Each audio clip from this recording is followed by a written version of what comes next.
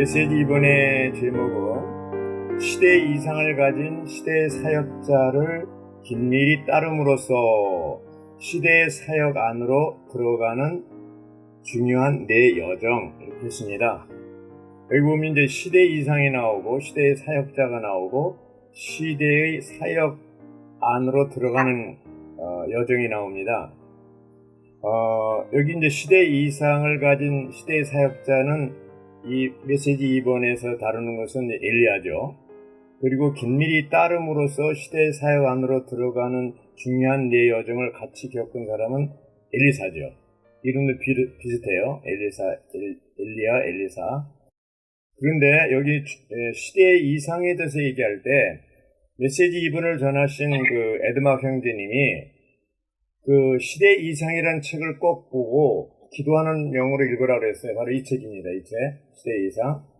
이 책이 1986년 3월 달에 이제 대북의 동역자 장로들에게 주신 메시지거든요. 세 개의 메시지를 책으로 만들었는데, 그때는 언제 때냐면 이제 84년도에 예상수 형님이 대북에 오셔서 세계 실행에 대한, 세계에 대한 계속적인 메시지를 전하고 그 부담을 전달하고 있는 과정이 있었습니다. 그런데 아마 그 따라오지 못하는 분들이 있었던 것 같아요. 그러면서 이 시대의 이상에 대해서 얘기를 하시면서 우리가 이 주의 회복이 바로 이 이상에 따라서 이렇게 해야 되지 않냐, 이것을 많이 강조하고, 특히 그 책 내용 중에서 보면은 시대의 이상은 전진하고 발전하고 포함된다고 그랬는데, 그 창세기부터 말라기까지, 또 신약에 와서 복음서부터 계시록까지, 즉 창세기부터 계시록까지 전 성경이 그 시대의 이상이 있고, 그 시대의 이상에 따른 그 시대의 사역자가 있고, 그 시대의 사역자를 따르는 또 이제 사람들이 있다는 거죠.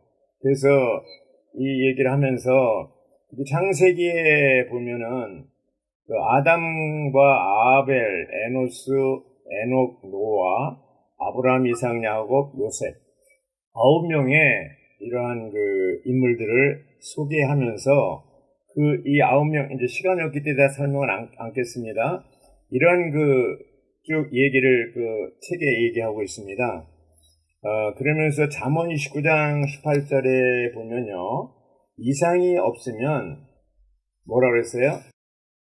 백성이 제한을 벗어던진다고 그랬어요. 예.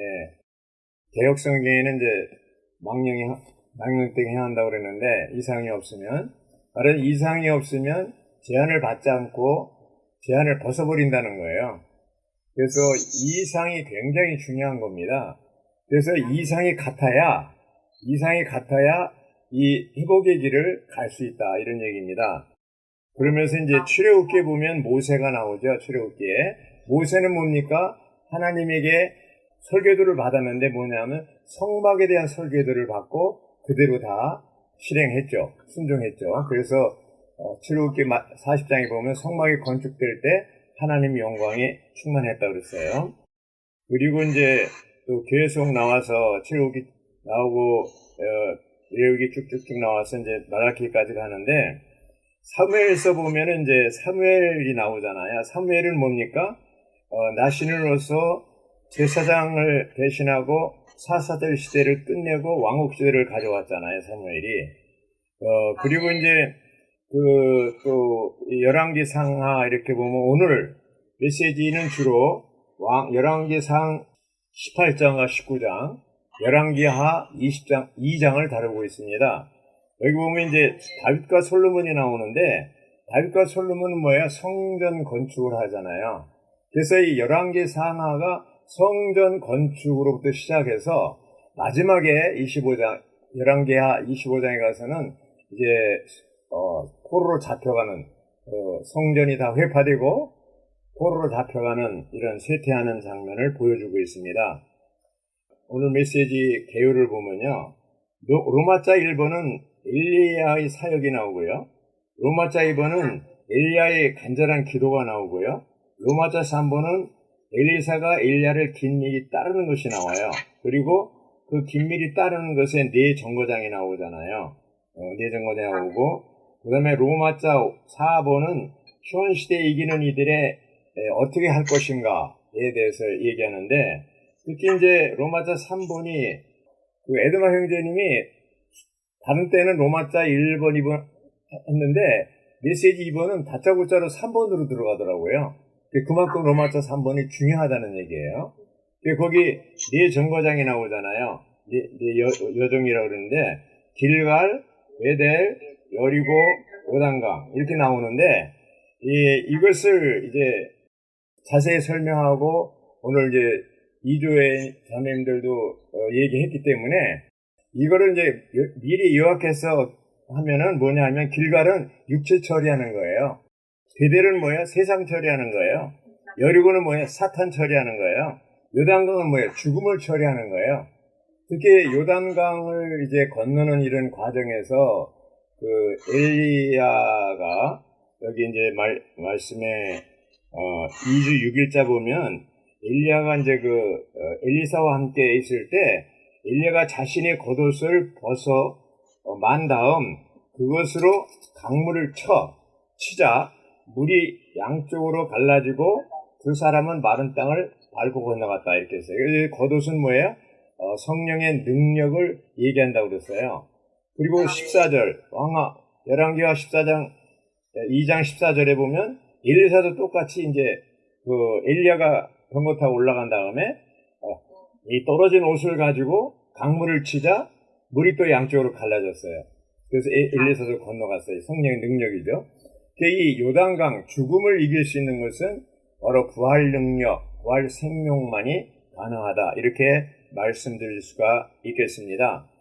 이제 신약에 와서 보면 이상에 대한 얘기를 계속합니다. 신약에 와서 보면 거기 이제 침례자 요한이 나오잖아요. 침례자 요한은 뭐예요? 엘리야는 침례자 요한의 예표라고 그랬고요. 엘리사는 예수님의 예표라고 그랬습니다. 그래서 엘리야는 구약 경륜에 따른 구약 시대의 예표고 엘리사는 신약 경륜에 따른 신약 시대의 예표인데 왜 엘리사가 구약에 살면서 신약 시대의 예표라는 말을 썼냐면 엘리사가 구한 것이 뭐예요? 엘리야에게 구한 것이 2배의 영을 달라고 그랬어요. 너 뭐 원하느냐 그랬더니 당신보다 2배의 영을 나에게 더 달라고 그랬을 때 영을 구한 거예요. 영은 신약적인 거잖아요. 예. 그래서 그 신약의 예표라고 그러는 것이 다음에 메시지 3번에 또 엘리사는 자세히 나올 겁니다. 근데 여기 이제 이상 방면에서 얘기할 때 이영재님 시대의 이상이 책에서 계속 강조한 게 뭐냐면은 1세기에 오순절 날에 성령이 강하게 임해가지고 예루살렘 교회가 시작됐잖아요.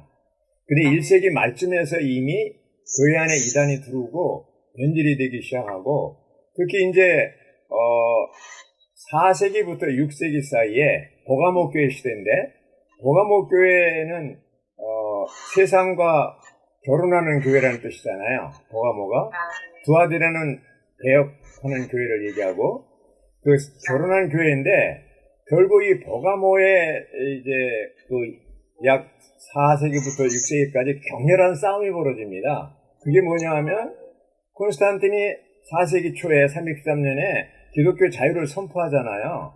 근데 자유를 선포하고 나서 교회 안에 가라지들이 막 그냥 물묻듯이 들어오는 거예요.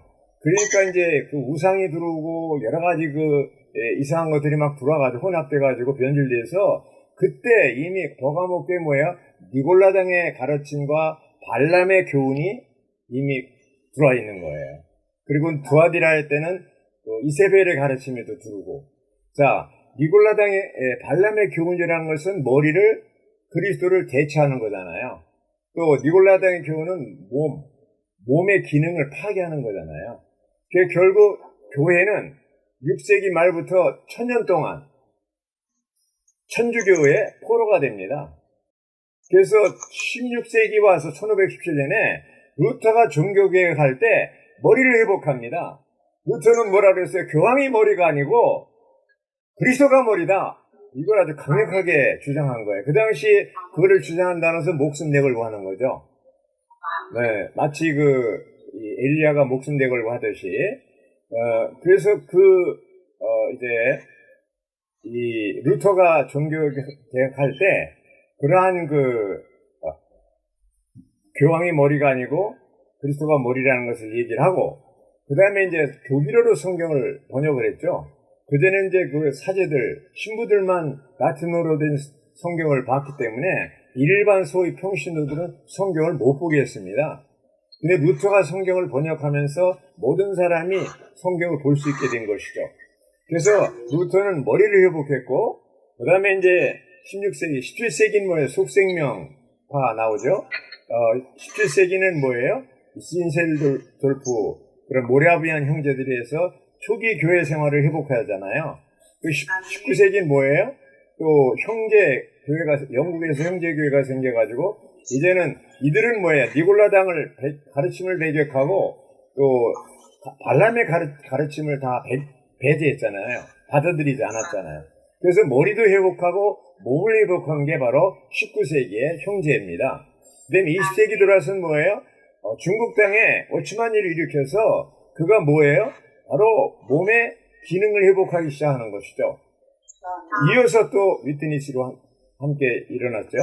그래서 이런 걸 볼 때 오늘 이 메시지 가운데서 중요한 게 뭐냐 하면 이러한 긴밀히 엘리야의 그런 시대적인 이상과 사역을 긴밀히 따른 엘리사가 있는데 이것은 구약시대에 아주 좋은 예잖아요.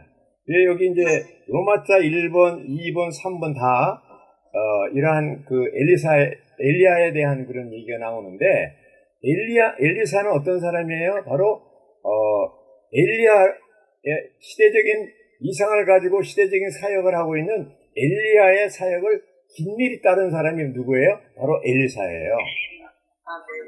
그래서 두 사람이 네 가지 정거장을 이제 길갈과 베델과 여리고와 요단강을 건널 때 똑같이 이렇게 통과를 했는데 엘리야는 뭐예요? 통과하고 나서 휴거돼 버렸어요. 엘리사는 뭐예요? 통과하고 나서 2배의 영을 받았어. 그래서 이렇게 휴거되든지 2배의 영을 받든지 하려면, 성령 충만하려면 어떻게 돼요? 이게 네 가지가 끝나야 된다니까요. 뭐가 끝납니까? 육체가 끝나고, 세상이 끝나고, 사탄이 끝나고, 죽음이 끝나야 돼요. 특히 죽음이 끝나는 거, 요단강을 건너려면 뭐예요? 바로 부활 능력. 겉옷을 가지고 요단을 칠 때 갈라졌잖아요. 이 겉옷이 뭐야? 성령의 부활 능력을 얘기하고 있잖아요. 그래서 우리가 이런 시대의 이상, 또 이런 시대적인 사역에서 이렇게 따르려면 반드시 네 가지를 끝내야 되고, 그런 것이 이제 해결돼야만 우리는 이 시대적인 이상과 시대적인 사역을 따를 수 있는 기초가 된 겁니다. 네. 그래서 이제 위트니스 형제님은 시대 이상이라는 책에서 얘기하기를 뭐라고 그랬냐면, 니 형제님을 찾아와서 얘기한 거예요. 그때 당시에 니 형제님은 여러 가지 어려움이 있었어요. 왜냐하면 니 형제님을 따르던 사람들이 결혼하고 난 것에 대해서, 결혼에 대해서 반대하고, 하여튼 이렇게 해서 어려움이 있었는데 위트니스 형제님이 니 형제님을 찾아가서 격려하기 위해서 한 얘기가 뭐냐면, 니 형제님, 어느 날 니 형제님 이 길을 떠난다 해도 저는 이 길을 가겠습니다. 저는 이상을 보았기 때문입니다. 저는 당신을 따르는 게 아니라 당신이 본 이상을 따릅니다. 이 얘기를 했어요. 그 얘기를 듣고 워치만 형제님은 굉장히 위로를 받았다고 그랬습니다. 네. 그러면서 이 얘기를 하면서 이 책에서 1986년 3월 달에 대북의 동역자들과 장로들에게, 전국에서 온 사람들, 장로들에게 얘기한 거예요. 내가 마치 엘리사가 엘리야의 시대적인 이상과 사역을 따른 것처럼 나는 워츠마디 형제님의 본 이상을 따라서, 그 사역을 따라서 철저하게 긴밀하게 따랐다. 내가 여러분들에게 바라는 것도 마찬가지다. 내가 워치만 일을 따른 것처럼, 그 이상을 따른 것처럼, 여러분들이 나라는 사람을 따르지 말고, 사람을 따르지 말고, 내가 본 이 시대의 이상, 이 시대의 사역을 따라야 된다. 그렇지 않으면 사람을 따르면 고린도 교회처럼 나는 바울에게, 나는 게바에게, 나는 아볼로에게, 나는 그리스도에게 해서 서로 분열을 일으키게 되는 것이다. 왜 분열이 일어나느냐? 왜 하나가 안 되느냐 하면 그 시대의 이상을 따르지 않고 사람을 따를 때 결국 그것이 분열이 된다는 것이죠. 그러면서 그 세계 실행 이상을 계속 위트니 실령님이 얘기하는 과정에서 내가 보니 그 이상이 있는데 이런 이상을 가지고 내가 얘기를 할 때 제발 나라는 사람을 따르지 말고 내가 본 이상을 따르라는 얘기를 강조한 것입니다. 강조한 것입니다. 그래서 오늘날도 똑같습니다. 오늘날도 이 시대의 이상이 있지 않습니까? 그리고 이제 책 말미에는 뭐라고 그랬냐면, 위트니 실령님은 나중에 말년에서 이 책에 나오는 얘기는 아니죠. 에드먼 형제님이 얘기하기를 말년에서 어떤 이상을 봤냐면 새 예루살렘에 대한 이상을 봤다고 그랬습니다. 새 예루살렘에 대한 이상. 그리고 그분은 계속해서 새 예루살렘만 얘기했다고 그랬어요. 새 예루살렘. 자, 하나님의 경륜이 뭡니까? 하나님이 사람 되는 것이고 사람이 하나님 되는 거 아닙니까? 에덴 동산에서 하나님이 사람을 창조할 때 하나님의 형상과 모양대로 창조했는데 그것은 뭘 얘기입니까? 사람은 하나님 종류로 창조됐다는 얘기입니다. 근데 타락해가지고 사람이 선악지식이 나무 열매를 먹음으로 타락해서 어떻게 했어요? 인류가 된 겁니다. 하나님 종류로 이제 하나님이 사람을 창조했는데 생명나무 열매를 먹으면 영생하는 거잖아요. 근데 선악지식의 나무 열매를 먹음으로 얘가 이 열매를 먹는 날에는 반드시 죽는다. 죽게 됐잖아요. 네. 세 방면으로 다 죽은 거예요. 영과 홍공에 다 죽게 된 거예요. 네. 그런데 이제 2000년 전에 예수님이 이 땅에 오셔서 하나님의 사람이 되셨잖아요. 그분이 누구예요? 그리스도잖아요. 그리스도는 첫 번째 하나님의 사람이에요. 하나님이 사람 되시면 그리스도가 사람으로 오신 목적은 뭐예요? 사람으로 하여금 하나님 되게 하는 거죠. 네. 말하자 인류를 하나님 종류로 끌어올리기 위해서 이 땅에 예수님이 오신 거 아닙니까? 그분은 이제 육신이 되시고 과정을 거쳤어요. 육신이 되시고 인생을 사시고 십자가에 죽으시고 부활하셔서 생명 주는 영이 되시고 나중에 승천하시잖아요. 자, 생명 주는 영이 되셔서 사람 안에 들어올 수가 있게 된 거 아닙니까? 그래서 사람 안에 들어오셔서 사람 안에 영이 있잖아요. 영이신 그리스도를 받을 수 있는 그릇이잖아요. 그래서 이 생명 주는 영이 사람이 영 안에 들어와서 한 영이 됐잖아요. 한 영이 됐습니다. 이게 시작이죠. 거듭났죠? 이제 거룩해지고 새로워지고 변화되고 같은 형상을 이루고 영광스럽게 되는 이 과정까지 그 거듭나는 것도 순간적이고 영광스러운 것도 순간적이며 주님이 다시 오실 때 우리가 이제 거룩해지고 새로워지고 변화되고 같은 형상을 이루니 혼의 변화 과정은 긴 시간이 필요한 겁니다. 그 변화 과정이 뭐예요? 성화라고 얘기하고 신화라고 얘기하고 거룩해지는 것을 얘기합니다. 네. 그래서 이것이 바로 사람이 하나님 되는 과정이죠. 결국 뭡니까? 사람은 신격에서는 아니지만 생명과 본성과 외양과 표현에 있어서 하나님 되는 것이죠. 바로 처음에 창세기에 사람을 창조한 목적대로 예수님이 2000년 전에 오셔서 결국 사람을 끌어올려서 하나님 되게 하는 놀라운 이것이 하나님의 경륜 아닙니까? 하나님의 경륜의 구조가 뭡니까? 바로 그리스도고 하나님이 사람 되신 그리스도고 바로 교회입니다. 사람이 하나님 되는 과정에 있는 교회입니다. 교회 생활이고. 그렇죠? 그래서 이런 구약에 엘리야가 있고 엘리사가 있는데 이분들이 보여준 그 예가 똑같이 긴밀하게 엘리사가 따르고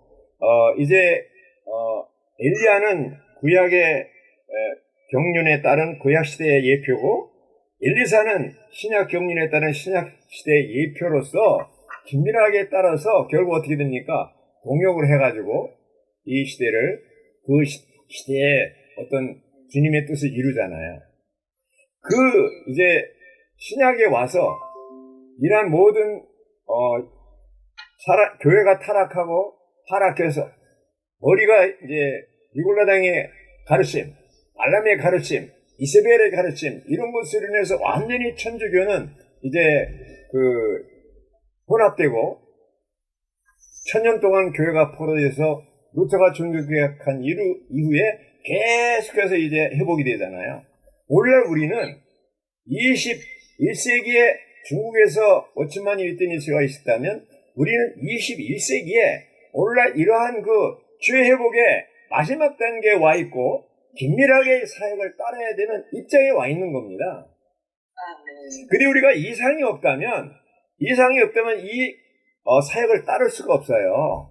그래서 여기 4개의 정거장이 있듯이 길갈에서 보면은 뭐가 나와요? 길갈은 바로 육체를 처리인데 거기에서 이스라엘 백성들이 뭐예요? 할례를 행했던 곳이에요. 할례는 육체를 처리하는 거잖아요. 네.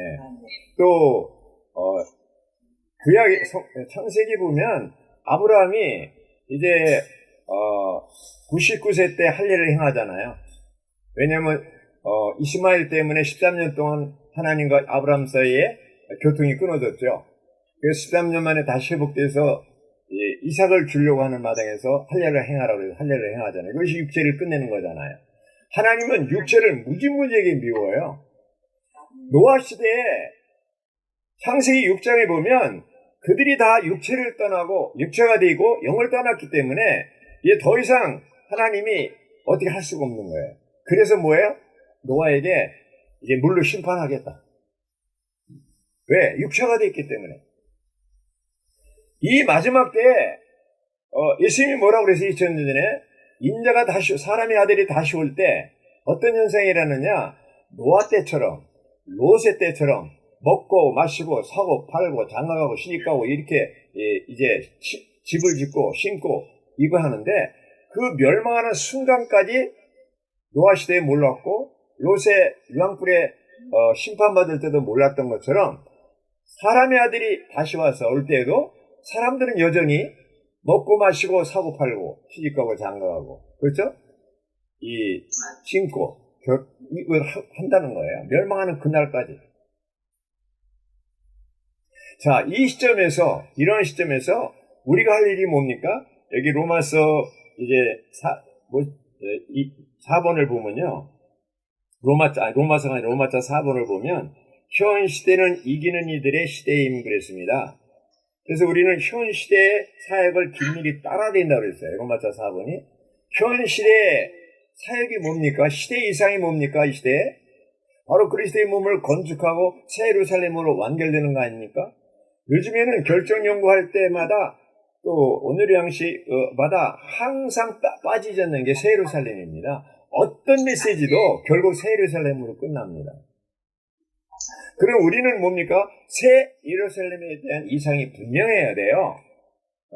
새 예루살렘 이상이 분명해야 돼요. 근데 오늘날 기독교는요, 유튜브를 보면 새 예루살렘 이렇게 쳐서 들어가 보면요, 거의 90% 이상이 새 예루살렘이 물질적인 성으로 보고 있습니다. 물질적인 성입니다.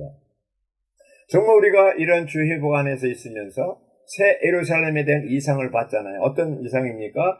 바로 결국은 새 예루살렘으로 완결된다는 거 아닙니까? 근데 이 새 예루살렘은 인격입니까? 물질적인 성입니까? 인격입니다. 이것만 우리가 깨달았어도 엄청난 축복입니다. 엄청난 축복이에요. 그래서 이기는 이들을 부르고 계시는데, 현 시대의 사회가 뭡니까? 이기는 이들을 부르시는 주님의 부르심의 나팔을 우리가 불어야 된다는 것이죠. 이기는 이가 돼야 된다. 우리 자신도 이기는 이의 삶을 살아야 되지만, 다른 사람에게도 이기는 이가 돼야 된다는 것을 계속 나팔을 불란 거죠.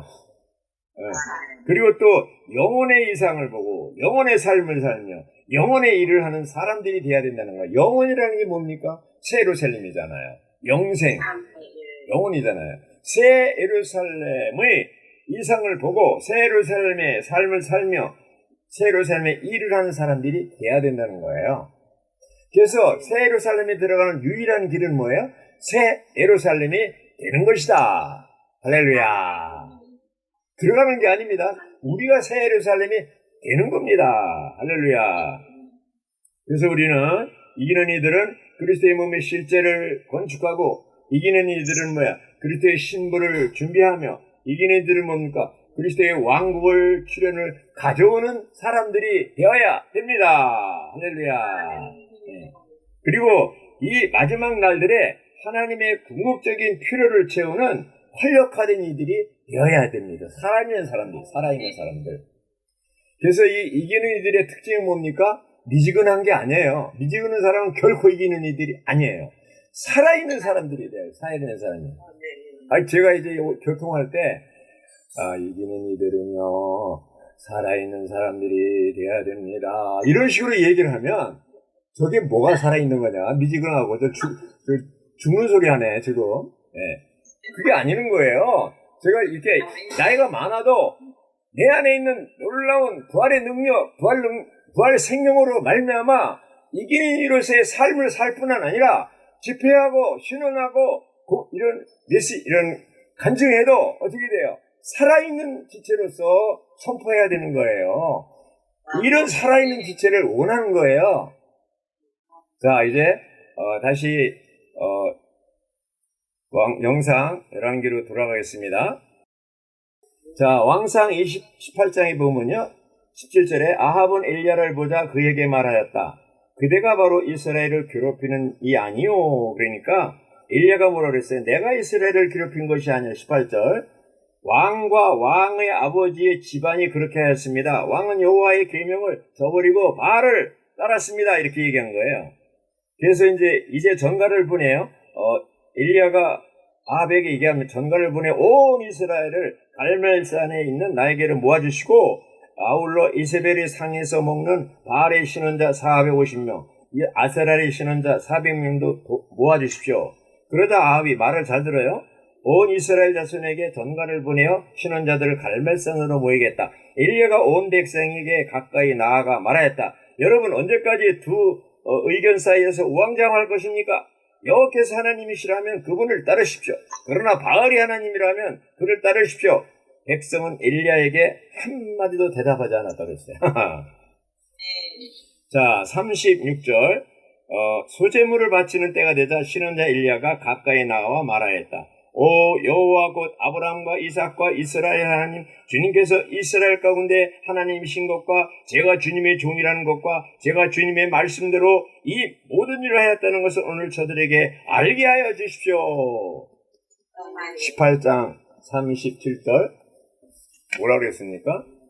오 여호와님, 응답하여 주십시오. 응답하시어 이 백성이 주 여호와께서 하나님이신 것과 여호와께서 자신의 마음을 다시 돌이키게 하셨다는 것을 알게 해 주십시오. 그러자 38절, 여호와의 불이 내려와 번제물과 장작과 돌들과 먼지를 삼켜버리고 도랑이는 물을 핥아버렸다. 39절, 온 백성이 이것을 보고 그들의 얼굴을 땅에 대고 엎드려 말하였다. 여호와 그분께서 하나님이시다. 여호와 그분께서 하나님이시다. 자, 누가 승리했습니까? 엘리야가 승리했습니다. 그 당시에 이렇게 엘리야가 한다는 것은 대단한 거예요. 사실은 하나님을 믿는 신원자들 다 죽었잖아요. 엘리야는 자기 혼자만 남은 줄 알았어요. 물론 하나님이 7,000명을 숨겨놨지만. 자, 19장으로 넘어갑니다.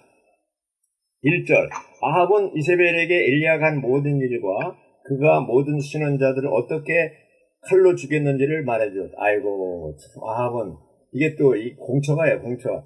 이게 다 보고하는 거예요. 예. 여기 이제 이세벨은 누구냐 하면요, 이세벨은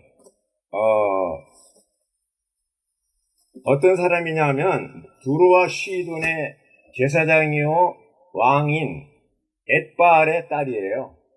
엣바알의 딸. 그래서 정략 결혼을 했어요. 이스라엘과 두로가 정략 결혼을 했어요. 그러니까 그 이세벨은 아주 철저하게 바알의 신봉자예요. 그래가지고 이세벨이 이쪽으로 이스라엘에 시집 와가지고 그렇게 막 450명을 세워놓은 거예요.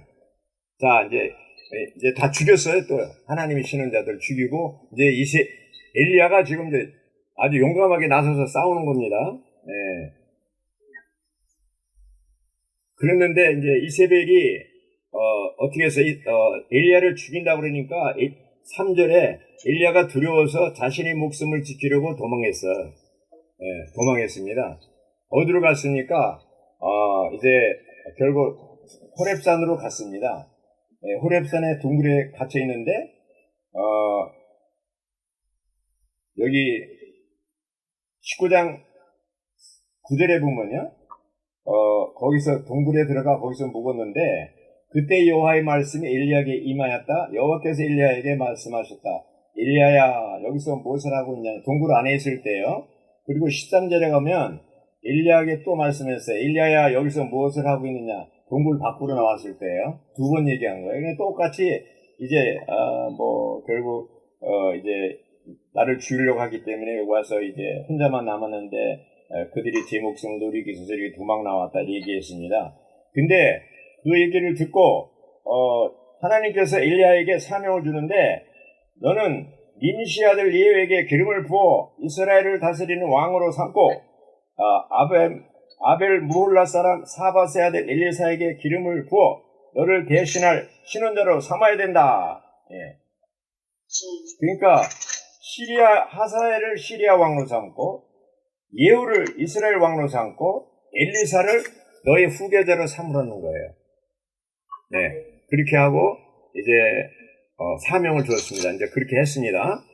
자, 여기서 볼 때 이 시대에 우리는 마치 엘리사가 엘리야를 긴밀히 따른 것처럼 윗디니스리가 워치만니를 긴밀히 따른 것처럼 우리는 이 시대의 사역, 워치만니가 본 이상, 윗디니스리가 본 이상 그 사역을 사역자를 긴밀히 따르는 그 이상을 긴밀히 따르는 이기는 이들이 되기 바랍니다.